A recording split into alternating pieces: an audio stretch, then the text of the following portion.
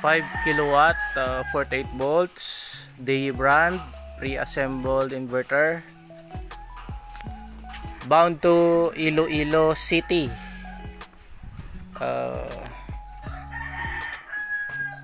Update, improvement sa assembly namin.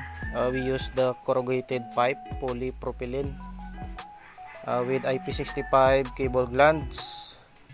Then we add here the 100 amps at tawag nito ng terminal block for easy connection of the grid input and the easy output of the EPS of the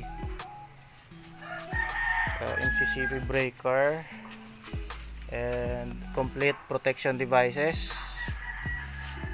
Iti-test ito sa 200 Ah, 51.2 volts, LV Topsun brand na Powerwall lithium battery. Ito kasi pinili ng client na brand. So first on is the Powerwall switch. Normal bang? Switch on the Powerwall switch Nakawan gimana sa? of battery. Before turning on the Powerwall, be sure the polarity of the battery are correct, and battery LCD lights up.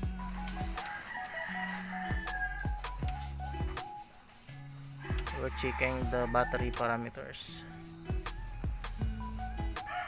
So it's normal running.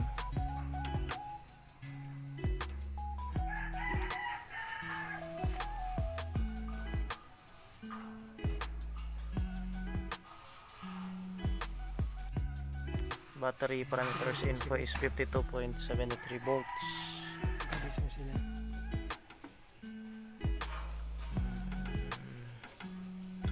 Cell voltages, cell 1 to cell 4,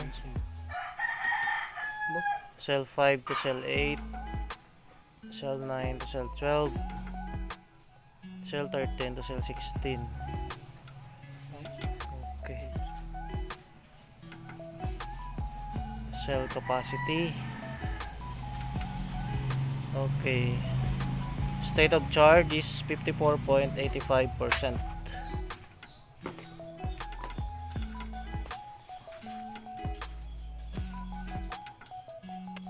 Okay. Next on is the MCCB breaker. Switch on.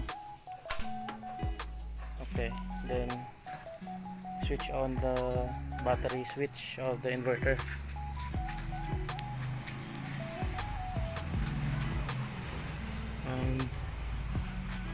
We'll wait for the LCD display to lights up.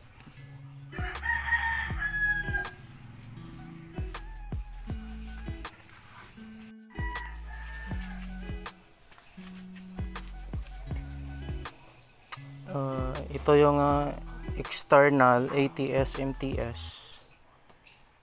Ang purpose nito, in case na mag-fault yung inverter natin, this external ATS MTS will transfer automatically to grid power. At saka kung may mga maintenance o troubleshoot kang ginagawa dyan, pwede mo i-transfer yung power sa grid. Pero pag okay yung inverter natin, yung automation nyan to transfer power from grid to solar vice versa is nasa built-in ATS na ng DE hybrid inverter. Triggered by the state of charge of battery. Then ito yung AC source protection device, AC output breaker, AC input. Ito yung DC breaker natin sa PBRE1, PBRE2. DC source protection device, dalawa rin. Ito yung AC over and under voltage protection sa AC input, at saka yung AC output nya. Meron ding AC over and under voltage protection. I-set natin ito mamaya sa maximum current output ng EPS o DE ng hybrid inverter. Okay. So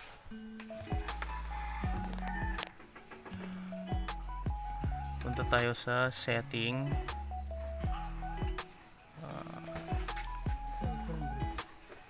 Ano yung max amp charge, ha? 100 to 120 o kaya na ba? Yung max amp charge niya 100. 100. Sige, ilagay mo lang 100.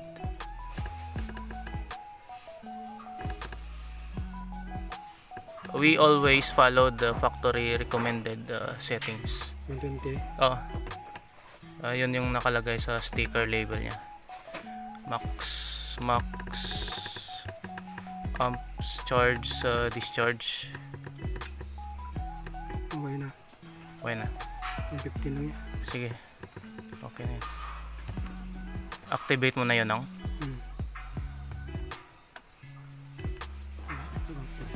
Punta tayo sa main window ng battery. Yung ano. Kung detected niya yung BMS communication. Okay. So, ang protocol ng LV Topsun is pylon. Yung SOC niya at saka yung sa battery parehas. SOC dito 55.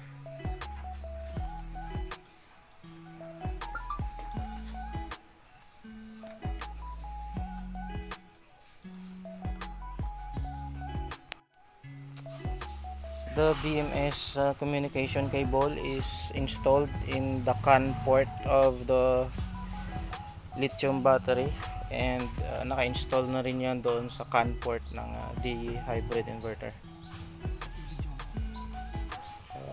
Yeah.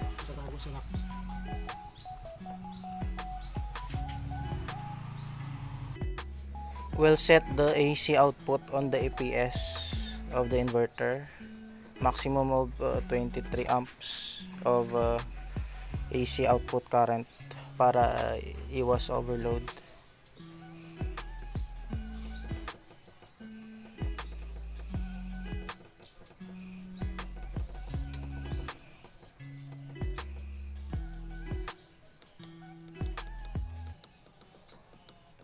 A10.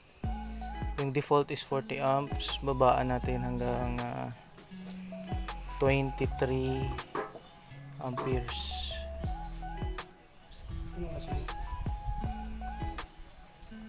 Yung pang beep ba? Aha.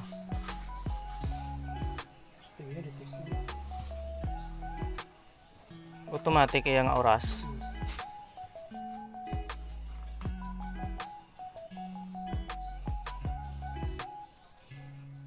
Mag final setting nito nung pindot lang yung set. Sa main.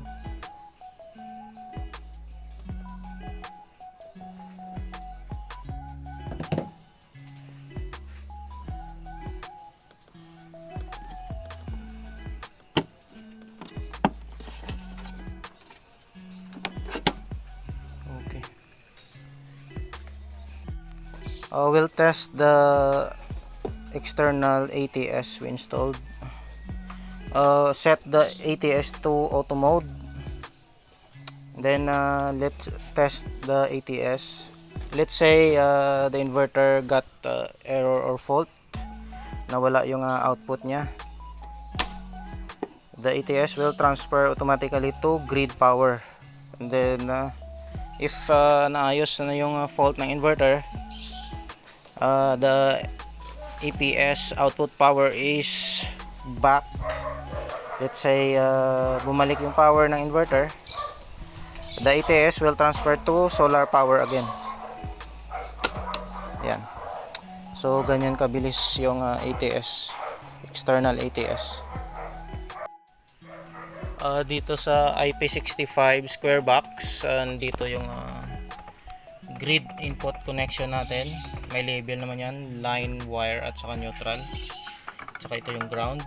Then dito yung AC output ng APS ng inverter natin. Then ito yung connection ng solar panel natin, PV string 2, may label PV string 1. And then meron namang label ito na negative at saka positive wire, negative, saka negative. double checking the settings of the hybrid inverter. Sige, down. So 34%. Okay. 60 Hz single phase. Reconnect time 60 seconds. Sige, yung ibang window pa. Battery. Okay. Yung grid wala naka-check na nga. Sige. Tinulubat ko pa lang.